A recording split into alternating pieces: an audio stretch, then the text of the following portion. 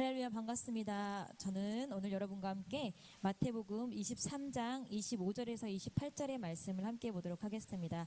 마태복음 23장 25절에서 28절입니다.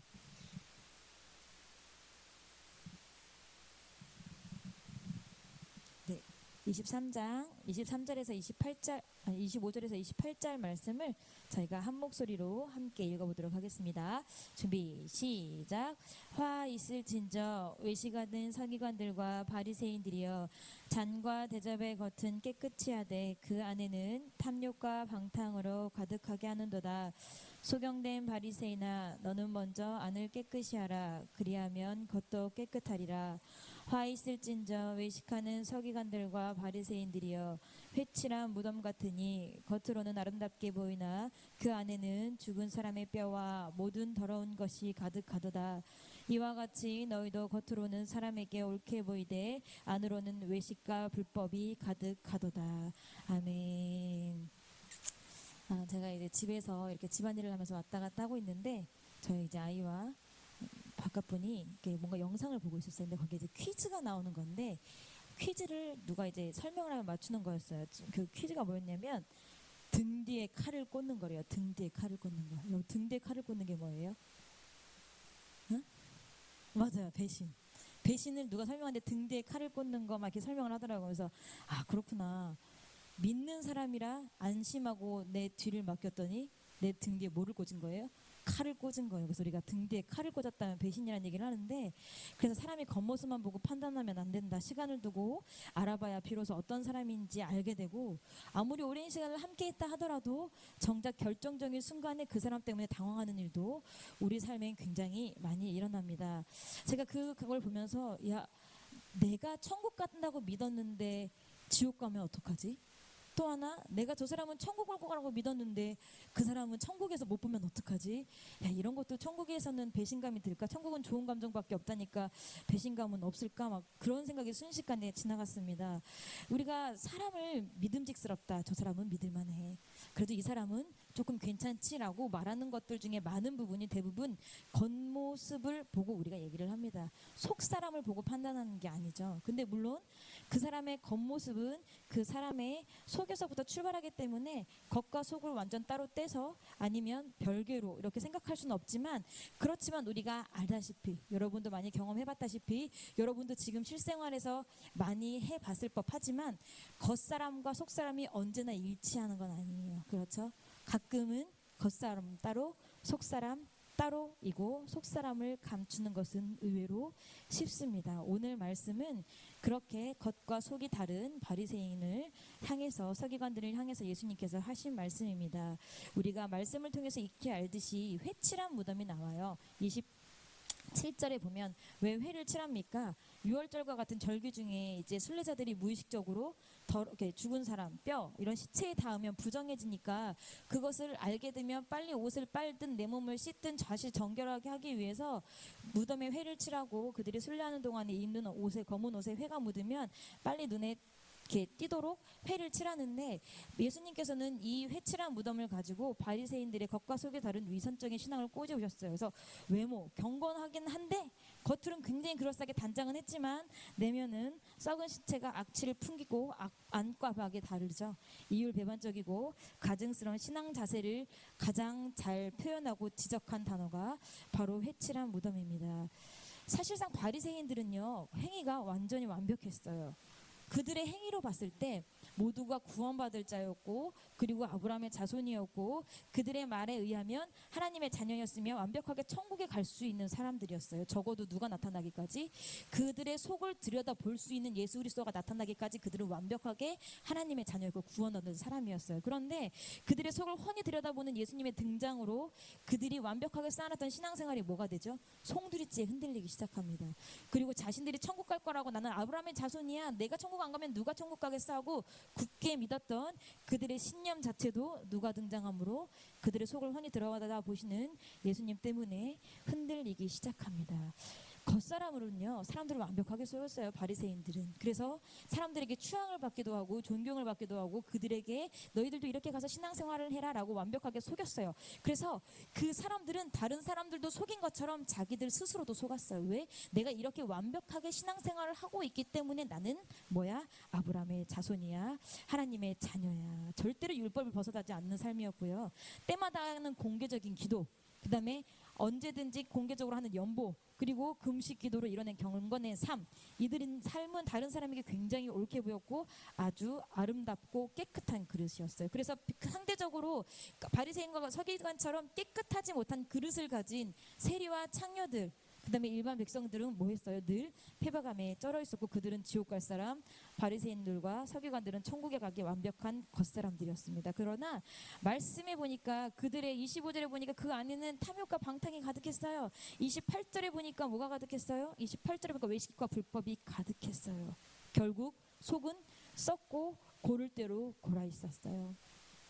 제가 중학교 2학년 때 이 건물로 이사를 오게 되었습니다. 그리고 지금 이제 베드로 성전이라고 부르는 그곳이 그전에는 사택이었고 제일 창가 쪽, 지금 이제 피아노가 있는 그쪽이 그전에는 제 방이었는데, 그때 이제 목사님께서도 설교 시간에 매번 많이 말씀을 하셨지만 교회가 막 급속도로 부흥되고 있던 시기였기 때문에 금방 부흥될 거라고 예상을 하시고 되게 좀 금방 가볍게 지으셨어요. 그래서 이 튀어나온 데가 철골이 이렇게 있어요. H빔이라고 하던데, 이렇게 H빔 이렇게 해서 철골이 있고 저 위에 툭 튀어나온 데가 다 H빔이 지나가는 그런 자리인데, 철강 그 빔이 지나가는 자리인데, 제가 살고 있던 방도 H빔하고 위에 들어간 철 구조가 그냥 다 드러나 있었어요. 다. 지금 생각해보면 글로 먼지도 엄청 많이 나올 것 같은데, 그래서 제가 자다가 돌아누우면 이렇게 H빔에 코를 찧어가지고 이렇게 막 멍들기도 하고 그럴 정도로 이제 철근 구조가 이렇게 그렇게 나와 있던 상황인데, 제가 이제 집을 사춘기 시절에는 누구나 다 방을 깨끗이 안 치우잖아요. 근데 하루는 엄마가 들어와가지고, 야, 네 방에서 너무 썩은 데가 진동을 한다. 야, 왜 이렇게 더럽냐? 방 좀 치워. 방을 깨끗이 치웠어요. 치웠는데도 또 여전히 냄새가 나는 거예요. 제가 느끼기도 이상한 꼬리꼬리한 냄새가 나요. 그래서 내가 어디다가 젖은 양말을 뒀나? 아니면 내가 샤워한다고 수건 어디다 처박아 놨나? 그래서 막 아무리 찾고 막 침대 밑까지 다 긁어가지고 찾았는데도 냄새가 가시질 않았어요. 그래서 창문을 열어놓고 살고, 야, 너 진짜 빨리 찾아봐. 네 방 어딘가에서 뭐가 썩었으니까 이게 냄새가 나지. 이게 웬 난리야? 막 이래가지고 제가 막 청소도 하고, 그때 이제 엄마 방에서 이제 성도님들이 외국에서 사다 주신 향수도 갖다가 막 뿌리기도 하고 막 이랬는데 아무튼 역했어요. 근데 제가 그때 저희 때는 큰 인형을 선물하는 게 관례였어요. 친구들끼리 돈을 모아서. 그래서 제가 침대 머리맡에다 큰 인형을 놨는데 하루는 그 인형 머리 위에 뭐가 이렇게 빨갛고 거뭇거뭇한 게 묻어 있는 거예요. 그래서 엄마 이게 뭐야 했더니 이게 잘 모르겠는데 핏방울 같은 느낌이야. 그래서 왜 이 핏방울이 있지? 그 위를 봤더니 제가 이제 여기 지나가는 게 다 H빔이라 이렇게 나중에 사진 보여드릴게요. 어쨌든 그래서 여기 위에 뭐가 있나 하고선 제가 침대 위로 올라가서 그 H빔 철근 구조를 이렇게 봤는데 거기에 끈끈이 쥐가 죽어 있었던 거예요. 그 철강 구조물로 이렇게 쥐가 뛰어다녔거든요. 그때 여기 뒤에가 막 나무가 엄청 많고 막 이래가지고 막 모기도 많고 쥐도 많았는데, 그때 저희 허허벌판에 저희 교회 세워졌으니까요. 근데 거기 쥐가 막 뛰어다니니까 제가 없는 사이에 저희 부모님이 거기다가 쥐 끈끈이를 놓으신 거예요. 근데 쥐 끈끈이가 달라붙어서 거기서 몸부림을 치다가 몸이 찢어지면서 죽고 제 인형 위로 피가 뚝뚝 떨어지고 제가 이제 이렇게 봤는데 구데기가 또 있더라고. 이렇게 구데기랑 친한지 몰라. 구데기가 또 있어. 그러니까 썩은 냄새가 난 거야. 썩은 냄새. 그래서 아빠, 내 방에 쥐가 죽어 있었어. 와가지고 버려주시고 했는데, 그 인형에 묻은 그 피 한 방울 썩은 것 때문에도 냄새가 진동을 해서 그 당시에 그게 친구들이 사주고 몇만 원이나 하는 건데 제가 뒤도 안 돌아보고 버렸어요. 근데 누가 주워갔더라고요. 그 다음 날 아침에 보니까. 어쨌든 그래서 그 죽은 쥐를 치우고 나니까 비로소 이제 내 방이 뭐가 되기 시작한 거예요? 정화되기 시작한 거예요. 여러분 우리가 속사람이요. 여러분의 속사람은 건강하고 깨끗한지 모르겠어요. 근데 우리가 아무리 제가 방을 깨끗이 치우고 향수를 갖다 뿌려도 죽은 쥐 한 마리, 그 쥐가 흘린 그 썩은 피 한 방울 때문에 방에서 나는 냄새를 어떻게 차단할 수가 없더라고요. 여러분 우리가 그리스도인입니다. 그리스도인이에요. 우리가 그 누구보다도 굉장히 열심히 아침 저녁으로 나서 예배를 해요. 우리의 겉사람은 이미 하나님을 충분히 만족시키고 있는지 몰라요. 매번 정성스러운 선물이래 헌금으로 그리고 열심히 여러분들 삶 속에서 매일 빠지지 않고 읽어나가는 말씀으로 아침 저녁 계속되는 예배로 여러분들의 겉사람은 하나님을 만족시키고 있을지 몰라요. 그런데 오늘 말씀을 보니까 너희들의 속사람을 하나님이 지적하시는 거예요. 제가 말씀을 계속 반복하고 읽고 오늘 아침에도 기도하면서 결국 하나님을 만족시키는 건 내 속사람이구나. 하나님이 나를 통해서 만족하시기 원하는 건 내 속사람이지 내 겉모습이 아니구나. 그렇다고 제가 여러분 속사람이 중요하니까 겉모습은 하나도 필요 없습니다라고 말씀드리는 게 전혀 아닙니다. 여러분 사무엘상 16장 7절에 보면 우리가 다 아는 얘기가 나와요. 여호와께서 사무엘에게 이르시되 그 용모와 신장을 보지 말라. 내가 이미 그를 버렸노라. 나의 보는 것은 사람과 같지 아니하니 사람은 외모를 보거니와 나 여호와는 중심을 보느니라. 하나님이 누구에게 하신 말씀이에요? 사무엘에게 하신 말씀이에요. 이게 어떤 상황이에요? 사무엘이 사울을 대신한 왕을 찾으려고 이새한테 베들레헴에 사는 이새한테 갑니다. 이새에게 가서 이새의 아들 누구를 보고 첫 아들 엘리압을 보고 우와 사무엘이 뿅간 거예요. 용모와 신장에 너무 출중해. 여러분 용모가 잘생겼다 뭐 그렇게 편할 수도 있겠지만 사무엘이 어떤 사람입니까? 당대 마지막 선지자고 정말 하나님하고 연결되어 있는 마지막 선지자였어요. 그러면 그 사람이 봤을 때 단순히 잘생긴 거, 단순히 키가 큰 걸로만 엘리압을 판단했을까요? 그렇지 않았을 거예요. 와, 이 사람은 정말 반듯하구나, 정직하게 생겼구나, 하나님 보시기에 신실할 것 같구나. 자기 나름대로 엘리압을 보면서 판단했던 것이 있을 거예요. 그런데 하나님께서 뭐라고 하세요? 난 그 사람 아니야. 그가 왕이 될 사람 아니야. 뿐만 아니라 내가 이미 그를 뭐 했대요? 버렸대요. 사무엘은 왕이 될 상이다라고 생각을 했는데 하나님은 그를 버렸대요. 왜? 중심이 마음에 안 드셔서. 여러분들은 어떠십니까? 여러분들의 중심은 거룩하십니까? 여러분들의 속사람은 건강하십니까? 여러분들의 속사람은 깨끗하십니까? 제가 오늘 말씀을 보면서 하나님이 이미 그를 버렸다면 이미 그를 버렸다면 엘리압은 회개할 기회가 있으면 천국을 갔겠지만 굉장히 뛰어난 용모와 신장을 가지고도 엘리압은 지옥을 갔겠다. 하나님이 버리신 것을 회수하지 않으셨으면.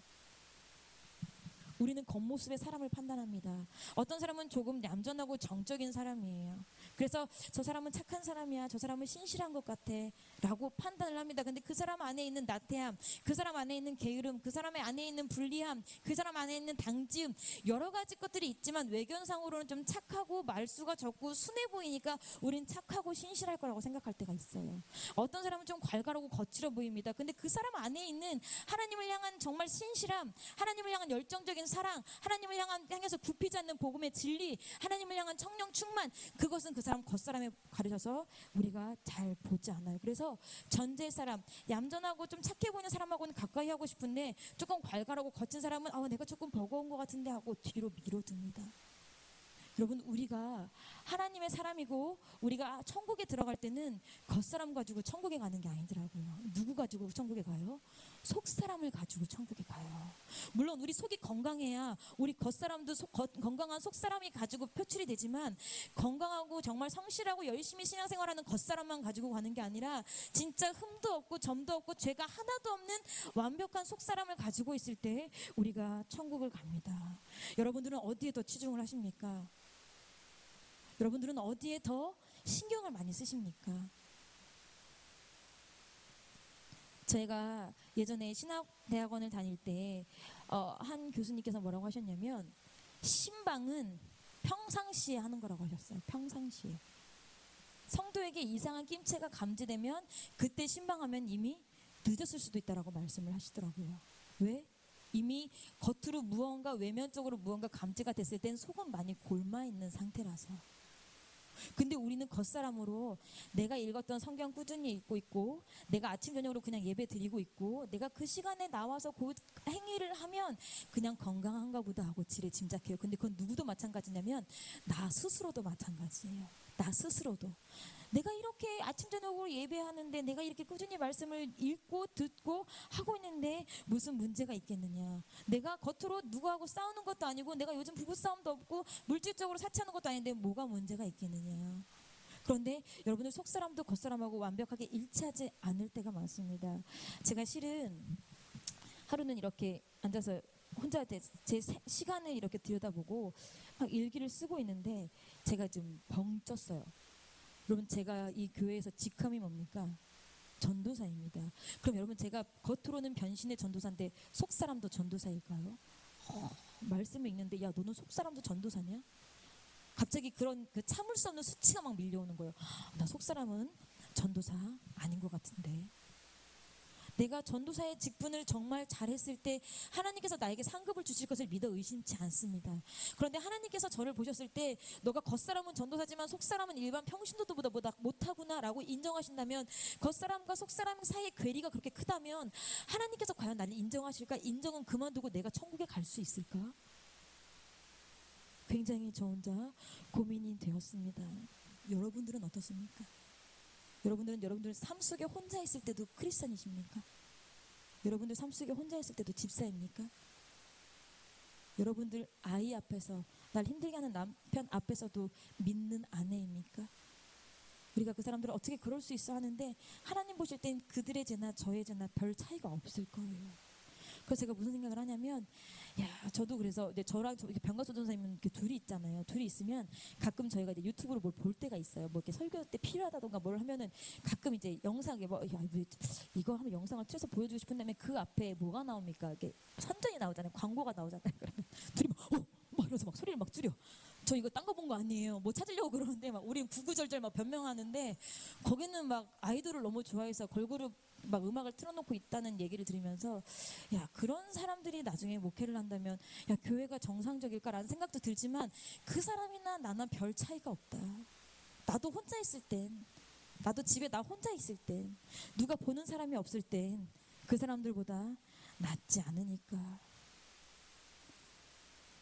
우리가 신앙생활을 하지만 하나님을 만났습니다. 하나님을 만나서 구원을 알고 거듭남의 축복을 알고 구원을 지키기 위해 필사적으로 매달리는데, 겉으로는 돈을 뺏지 않아요. 겉으로는 누구한테 욕하지 않아요. 겉으로는 싸우거나 사기치지 않아요. 그런데 저는 요즘에 그래요. 늘 내 속사람이 너무 힘들어요.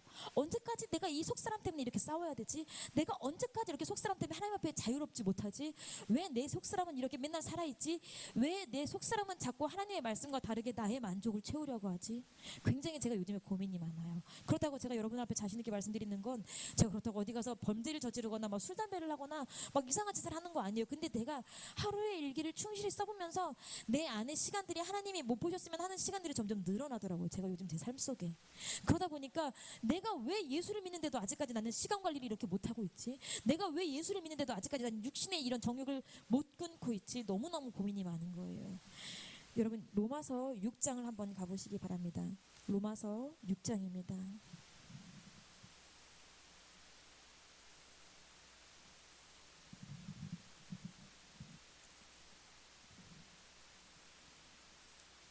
로마서 6장 4절부터 6절 말씀을 우리가 천천히 한번 읽어보겠습니다. 준비 시작.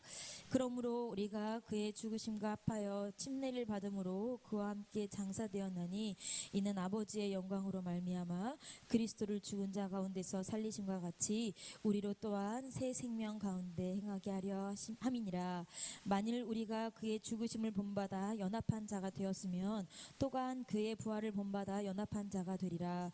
우리가 알거니와 우리 옛사람이 예수와 함께 십자가에 못 박힌 것은 죄의 몸이 멸하여 다시는 우리가 죄에게 종로를 타지 아니하려 함이니. 아멘.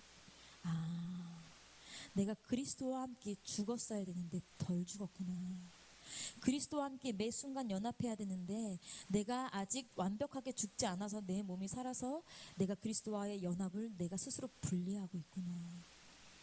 우리 초대 교회사에 빼놓을 수 없는 많은 목사님들이 계시는데 그 중에 바로 한 사람이 김익두 목사님이라는 분이 계십니다. 아마 여러분들도 많이 설교 시간에 들어보셨을 거예요. 제가 그분의 양력을 찾아봤더니 1874년생이더라고요. 고종 11년 때.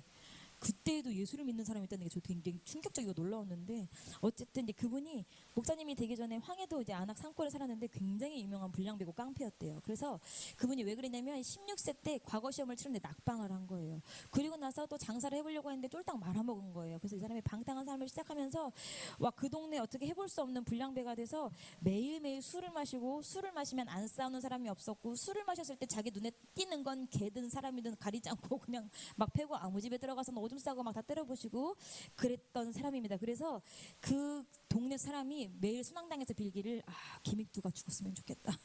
김익두가 죽었으면 좋겠다. 맨날 그렇게 사람들이 선왕당에 모여서 기도를 할 정도였대요. 근데 이 사람이 1900년도 봄 어느 날 미국 선교사인 스왈렌의 전도를 받고요.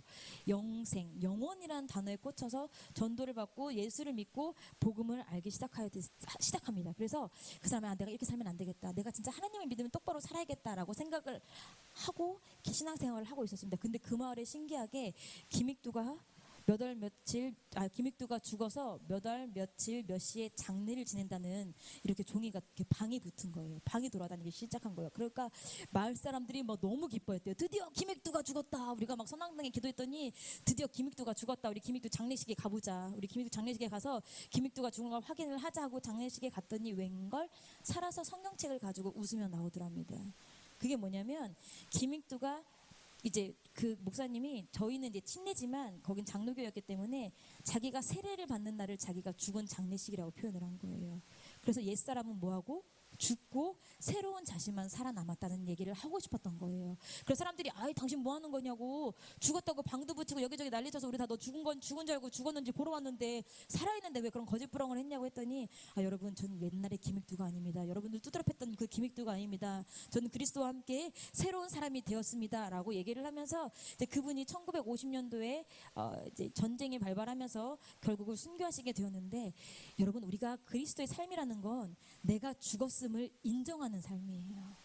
내가 하나님과 죽음으로 연합할 수 있지 우리 속사람이 살아서는 절대 하나님하고 연합할 수가 없어요. 제가 성경을 읽다 보니까 그걸 너무 요즘 들어서 내가 여기까지 죽어야 되는구나. 내가 이 부분도 죽어야 되는구나. 내가 여기가 아직 살아있구나. 그래서 나는 하나님과 연합되지 않고 자꾸 분리되어 있는구나. 여러분은 그리스도와 함께 장사 되셨습니까? 그리스도와 함께 완전히 죽었습니까? 제가 저번에 침례식 할 때 보니까 우리 하은이 너무 무서웠는지 물을 그렇게 좋아하는 아이인데 물속에서 나오지 않는데 막 침례 받는데 머리를 막 꼿꼿하게 해서 내가 그걸 보면서 내 모습이 그 모습이다. 예수님 네가 지금 여기서 죽으면 나와 함께 복음으로 살 수 있어라고 말씀하시는데 진짜 죽을까 봐 막 깔딱깔딱 목에 온갖 힘을 다 주고 버티는 내 모습이구나. 하나님 제가 소원이 있다면 이번 부흥성회 때 진짜 모든 손가락 하나까지도 남김없이 물에 온전히 장사해서 죽어지게 하여 주시옵소서. 제 마음속에 기도하고 있습니다. 여러분들은 어떠십니까? 속사람이 살아있지는 않습니까? 우리가 매 순간 제가 생각해 보니까 죄를 짓는 순간 내가 죄라고 인정하는 순간은요 하나님의 만족보다는 내 만족을 더 먼저 할 때가 많더라고요. 순간적으로 짜증나서 욱해서 한마디 던지는 것 하나님의 만족입니까? 제 감정의 만족입니까? 제 감정의 만족이에요. 이렇게 더 자면 안 돼. 이렇게 더 누워있으면 안 돼. 알지만 나도 모르게 더 자고 있어. 누구의 만족이에요? 내 육신의 만족이에요. 이만큼 먹으면 살찌는데 나 소화 못할 것 같은데 이따 가스알명수 먹지 하면서 먹는 건 누구의 만족이에요? 다 내 만족이에요. 그래서 죄를 짓는 것을 보면 하나님의 만족이 아니라 내 육신, 내 감정, 내 정욕의 만족이지 하나님하고는 전혀 상관이 없더라고요. 왜 그렇습니까? 왜 나의 만족이 필요합니까? 내 속사람이 아직 덜 죽어서 나의 욕구가 있는 거예요. 그래서 오늘 로마서 말씀을 보니까 11절 말씀이 이와 같이 너희도 너희 자신을 죄에 대하여 죽은 자요 그리스도 예수 안에서 하나님을 대하여는 산자로 여길지어다. 앞으로 나의 욕구가 일어날 때마다 나는 이미 죽은 사람이야. 나는 이미 죽은 사람이야. 누구와 함께? 그리스도와 함께 십자가에 죽은 사람이야. 마귀야, 난 이미 죽은 사람인데 자꾸 내 욕구를 살려놓지 마. 마귀야, 나 죽은 사람인데 내가 그리스도 십자가와 함께 내 속사람이 죽었는데 자꾸 나를 산 사람인 것처럼 착각하게 하지 마. 여러분 다른 사람에 대해서 불평하고 싶을 때 나는 이미 죽은 사람이야. 조금 더 자고 싶을 때 나는 이미 육신에 죽은 사람이야. 조금 더 먹고 싶을 때 나는 이미 죽은 사람이야. 무언가 나에게 하나님이 주시지 않는 무언가를 요구하고 원하고 내가 돈이 조금 더 있었으면 좋겠다. 나도 모르게 탐심이 일어날 때 나는 이미 죽은 사람이야. 오늘 성경 얘기 귀찮은데 나는 이미 죽은 사람이야. 알람 끄고 더 자고 싶은데 제 얘기하는 거예요. 나는 이미 죽은 사람이야. 여러분 우리가 세상에 대해서 나의 육신에 대해서 죽은 사람으로 살 때 하나님이 그때 우리가 연합하세요. 그리고 나를 그리스도의 능력으로 일으켜주세요. 그런데 하나님하고 연합하는 건 둘째치고 내가 내 욕심대로 내 속사람의 욕구대로 가다 보니까 하나님하고 연합이 점점 분리되더라고요. 여러분들의 속사람은 안전하셨으면 좋겠습니다. 저는 요즘에 속사람 때문에 고민이 굉장히 많은 사람입니다. 여러분들은 저와 같이 도의 초보에 있는 게 아니라 이미 여러분들은 속사람이 강건하시고 건강하시고 거룩하시겠지만 제 부끄러운 얘기를 함께 나누면서 여러분들도 여러분의 속사람을 점검하시는 시간이 됐으면 해서 드리는 말씀입니다. 여러분, 우리가 겉사람으로 천국 가지 않아요. 우리 속사람으로 천국 가요. 우리 속이 정말 정결하고 깨끗하고 아무런 흠도 점도 없을 때, 우리 속에 진짜로 신실한 하나님을 향한 열정과 사랑만 남아있을 때, 우리 속사람이 진짜 성령 충만할 때, 겉사람이 주여 주여 소리 크게 지르고 그냥 소리만 지르고 냅다 지르고 기도하는 게 아니라 내 심령에서 정말 성령께서 시키는 탄식, 깊은 탄식으로 기도할 때 하나님 그 속사람을 인정하시거든요. 우리 오늘 이 시간도 다 같이 또 말씀을 붙잡고 여러분들 삶을 위해서 기도할 건데, 여러분 그냥 기도 시간을 채우고 가는 게 아니라 그냥 겉으로 소리 지르고 박수 치고, 저 가끔 그럴 때 있어요. 너무 졸리면 박수라도 치면서 내가 자지 않고 있음을 알릴 때가 있거든요, 사람들에게. 그게 아니라 하나님, 내 속사람이 지금 주님을 부르짖고 깨어서 기도합니다. 속사람으로 기도하시는 여러분들 되셨으면 좋겠어요. 여러분, 오늘 저희 설교 제목이 뭐였냐면요, 속사람으로 하나님을 만족케 하라였어요. 속사람으로 하나님을 만족케 하라. 여러분들 속사람, 여러분들 심령 깊은 곳까지 하나님이 너를 보니까 나 너무 만족스러워. 누구누구를 보니까 난 진짜 너무 만족스러워. 그렇게 감탄하시고 여러분들을 향해서 만족하시는 우리 성도님들의 시간과 삶과 영혼 됐으면 좋겠습니다. 이 시간 잠깐 기도하겠습니다. 우리 이 시간 주여 세 번 부르짖고 기도하실 때에 말씀을 붙잡고 여러분들의 심령을 위해서 기도하시고, 그리고 이 나라와 이 민족을 위해서 기도하시고, 9월 마지막 주에 치러질 우리 교회 부흥성회를 위해서, 그리고 우리가 이제부터 준비되고 시작하는 단기 선교를 위해서, 그리고 담임 목사님과 사모님 또 사역자들을 위해서, 그리고 여러분들의 기도 제목을 위해서 우리 주여 세 번 부르짖고 함께 기도하시겠습니다. 주여, 주여.